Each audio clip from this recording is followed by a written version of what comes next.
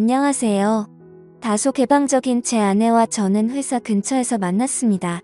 아내는 저보다 9살이 더 어립니다.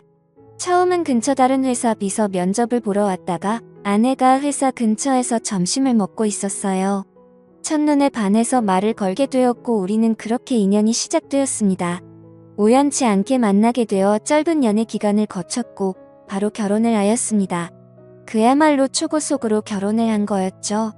결혼할 때 장모님께서 요즘에는 10살 정도 차이 나는 커플들은 많이들 있기도 하고 잘들 사니까 크게 문제될 거라는 생각은 없다며 허락해 주셨어요. 장모님은 어린 나이에 사고를 쳐서 제 아내를 낳게 되었고 장인 어른은 일찍 돌아가셨다고 하더라고요.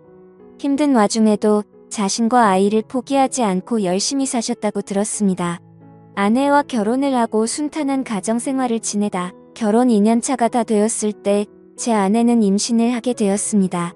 평소에도 엄마를 잘 따르던 아내는 신체적인 변화들이 생겨나자 그 이전보다도 더욱 많이 장모님을 찾았고 그로 인해 장모님께서는 집에 오시는 경우도 많이 잦아졌습니다. 저희 집과 장모님 댁은 대중교통을 이용하게 되면 가까운 거리여서 장모님은 이른 아침에 오셔서 제 저녁까지 챙겨주셨습니다. 저는 그렇게 해주시는 장모님을 보면서 늘 감사하고 미안했습니다. 하루하루를 지내던 어느 날 아내가 임신 5개월이 넘었을 때부터 우리 부부는 싸움이 잦아졌습니다. 저희 회사는 성인 용품업이라 일의 특성상 개방적이기도 하고 직원들도 옷차림이 추유로웠는데요. 제가 야근을 하는 날이면 임신한 자신을 두고 늦게 들어온다고 화를 내고 사장이라는 자리이기 때문에 가끔은 직원들 회식을 잠시라도 참가해야 함에도 회식을 못하게 하는 등 정말 회사 일부터 집안일까지 사소한 것들 하나하나 시비를 걸더라고요. 결혼 전에는 제가 사장이니까 직원들에게 이렇게 해줘야 한다, 저렇게 해줘야 한다라며 제게 많이 내조를 해줬었던 아내인데 갑자기 이렇게 달라지고 이제는 직원들 챙길 시간이 어디 있냐며 오히려 성질부터 내는 겁니다. 저도 마음이 많이 지쳤고 나름대로 힘들어서 술로 매일매일을 지내왔습니다. 그런 모습들을 장모님이 가장 가까이에서 지켜보고 계셨었죠.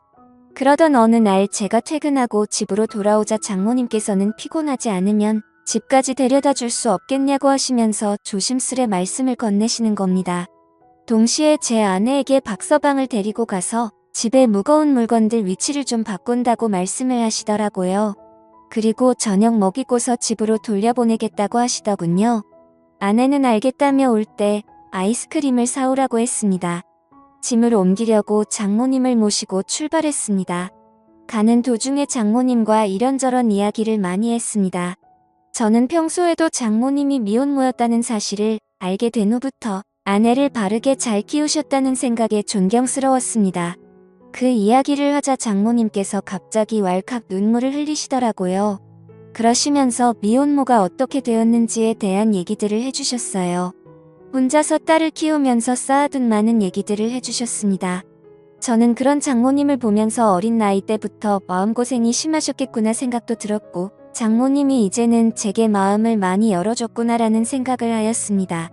그런 이야기를 듣고 있자니 저도 덩달아 마음이 아프고 여자같이 어린 장모님을 보면서 감정이 묘했습니다.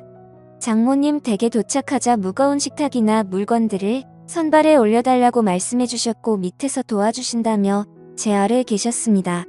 아까부터 묘한 감정에 휩쓸렸던 저도 모르게 아래가 달아올랐고 장모님 눈앞에서 서버렸습니다.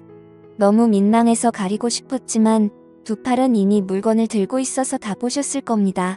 그날은 도망치듯 밥도 안 먹고 집으로 돌아왔습니다. 하지만 그때부터 저희들 사이에는 문제가 생겨났습니다. 점심에 매일 밖에서 음식을 사서 챙겨 먹던 저를 안쓰럽게 생각해 주셨는지 장모님은 도시락을 직접 싸서 제게 가져다 주셨습니다. 제가 운영하는 회사는 저희 집과는 버스로 2정거장 정도 떨어져 있습니다. 처음에는 그런 장모님의 수고스러움에 부담스러운 마음도 있었지만 어느 순간부터는 장모님과 점점 더 가까워졌고 그런 일상들이 당연하게 여겨지더군요. 오늘은 무슨 반찬을 갖다 주실까라는 생각에 빠지는 날들이 점점 더 많아졌습니다. 그리고 그런 나날들을 보내다 보니 제 아내를 모르는 경비분들과 청소 이모님들이 사모님께서 이렇게 정성스럽게 도시락을 매일 갖다 주시냐며 사모님이 참 미인이시다라고 하시더군요. 주민분들이 볼 때는 당연히 부부 사이라고 봤을 것 같습니다. 장모님은 저와 나이 차이가 많지 않았고 미모도 훌륭하셨으니까요. 심지어 누가 장모님이 이렇게 매일 같이 도시락을 싸서 직접 갖다 주리라고 상상이나 할까요? 저는 살면서 이런 따뜻한 배려를 받는 건 처음이었고 정말 아내와 장모님의 행동이 비교가 되면서 뭔가 마음이 자연스레 흘러가더라고요. 그렇게 시간은 흘렀고 아이가 태어났습니다. 아이가 나오는 시간이 정말 길어서 아내가 산통으로 정말 고생을 많이 했었습니다. 아내는 그렇게 아이를 낳고 산후조리원에 있었고 그동안 저는 혼자서 집에 있어야 했습니다. 장모님은 집에만 있으면 뭐하냐면서 아내도 케어하고 저녁엔 저희 집에 와서 살림을 해주시겠다고 했습니다. 첫째 아내는 제가 산후조리원에서 밤늦게까지 있다가 집으로 돌아와서 별다른 일이 벌어지지 않았는데 둘째 날부터 결국에는 벌어져서는 안 될 사단이 일어나고야 말았습니다. 집에 도착했는데 짧은 반팔티에 굉장히 짧은 바지를 입고서 바닥을 닦고 계시는 겁니다. 그 모습을 보는 순간 저는 정말 깜짝 놀라버렸습니다.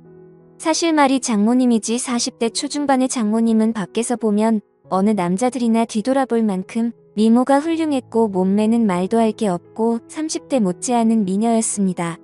장모님이 아니라 다른 여자였다면 이렇게 놀라지도 않고 아마도 계속 몰래 쳐다보았을 겁니다. 아마 다른 남자들도 공감하실 겁니다.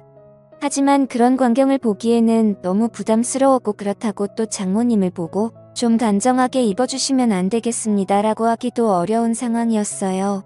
결국 저는 조심스럽게 눈을 돌린 채 얼른 제 방으로 들어갔습니다.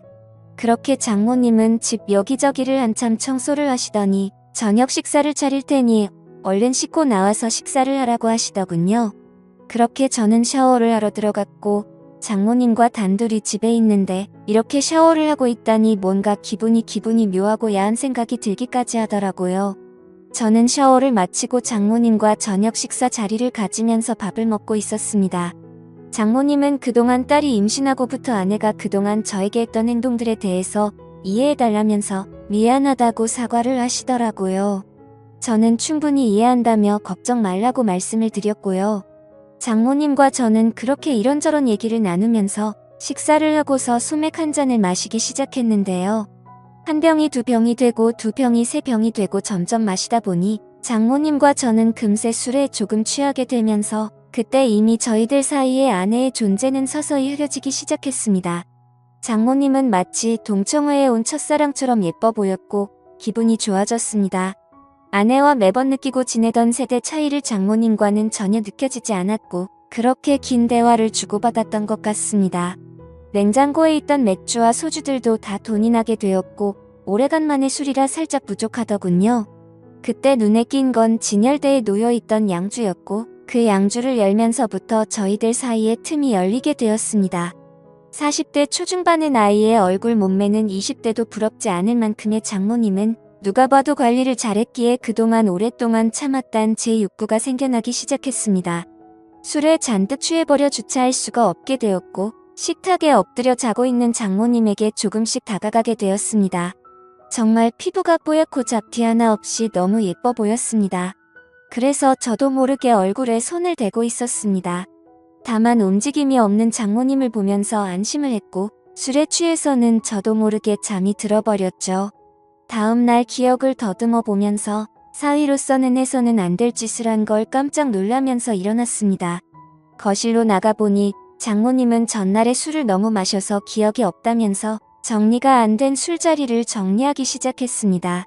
저는 속으로 한숨을 내쉬며 한편으로는 다행이라고 안심하면서 어색하지 않은 티를 내려고 TV를 봤습니다. 그날은 연휴기도 해서 집에 있었는데 장모님은 딸에게 다녀온다며 집 밖으로 나가셨습니다. 그래서 저는 조금은 편안해진 마음으로 더 쉬고 있었습니다. 그날은 어제 있었던 일로 인해 아내에게 죄책감에 차마 얼굴을 보러 갈 수가 없겠더군요. 그렇게 저는 반성을 하면서 집에서 있었고 시간은 자정이 다 되어갔습니다. 아무래도 장모님께서는 아내와 같이 있으려나 보다 하고서 잠자리에 들려고 방에서 누워있는데 문 여는 소리가 들리더니 장모님이 자정이 조금 넘어서 집으로 들어오시더군요. 장모님은 어디서 술을 드신 건지 취하셔서 술 냄새가 진동을 하더라고요. 저는 술에 취한 장모님께 인사를 드렸고 장모님은 스스로 방으로 들어가서 누우셨습니다. 그렇게 잠에 드시는 걸 확인하고 저도 제 방으로 들어와 잠을 자려고 돌아서는데 갑자기 장모님이 저에게 어제 있었던 일에 대해서 할 말 없냐고 하시는 겁니다. 내가 어제 잠든 지 알았냐며 어디서 내 얼굴에 손을 대느냐고 하더라고요. 저는 정말 깜짝 놀랐고 혹시라도 아내에게까지 말씀하신 건 아닐까 너무나도 놀랐습니다. 저는 장모님에게 다가가서 무릎 꿇고 빌었습니다. 그런데 장모님은 갑자기 돌변하시더니 이번 일은 돌이킬 수 없으니 아내에게는 절대로 비밀로 하자고 하시더군요. 그리고 이미 일은 벌어졌고 용서를 해줄 테니 술이나 한 잔 더 하자고 하시더군요. 그래서 저도 도저히 맨정신으로 버티기에는 감당이 되지 않았고 양주를 거의 원샷하다시피 마셨고 어제보다 더 많이 취했습니다. 저는 장모님에게 그동안 느꼈던 고마움과 감정들에 대해서 말씀을 드렸고 장모님은 자기 때문에 실수한 것 같다며 눈물을 보이시더라고요. 눈물을 닦아드리고 다독여드리다 보니 또다시 분위기가 묘해지면서 결국 장모님과 저는 넘어서는 안 될 선을 넘어버리게 되었습니다. 술에 취해서인지 장모님이 너무 완벽한 여자여서인지 점점 아내에 대한 생각과 죄책감은 사라지고 없어진 것 같았습니다. 그렇게 그날 이후로는 아내에게 가는 시간 외에 집에 있을 때는 저희 둘은 거의 부부와 다름없이 지내게 되었습니다. 서로가 이제는 이름을 부르면서 지내는 지금까지 와버렸고 조금이라도 떨어질 수 없는 사이가 되었습니다. 이렇게 생활을 이어온 지 거의 2주가 다 되어가는 것 같네요. 이제 일주일 정도만 있으면 아내가 다시 집으로 돌아오는데 더 이상은 아내에게 미안해서 집에서는 도저히 이렇게 지내서는 안 될 것 같았습니다. 처음에는 술에 취해 장모님의 미모에 이끌려 호기심으로 시작했지만 그 이후부터는 제가 너무 빠져들었고 어느 순간부터는 아내가 알게 될까 점점 무서워지네요. 태어난 제 아이에게도 너무 미안합니다. 제가 정신 나간 짓을 한 건 너무나도 잘합니다. 아내에게도 지쳐 있었고 아내와의 관계도 서운해지다 보니 순간적으로 했던 행동들인데 지금 되돌아보고 있자니 후회가 되기도 하고 앞으로 어떻게 해야 할지 고민입니다. 장모님에 대한 제 마음이 얼마나 큰지도 잘 모르겠고요. 장모님도 아마 저처럼 이런 고민들을 하시지 않을까 싶습니다. 이 비밀이 밝혀지면 두 사람의 관계가 평생 끊어질 텐데 지금처럼 비밀로 지내는 게 최선이 아닐까 생각도 들고 저는 정말 어떻게 해야 할까요? 선명한 말씀 댓글로 남겨주시면 깊이 새겨 듣겠습니다. 오늘의 사연 여기까지입니다.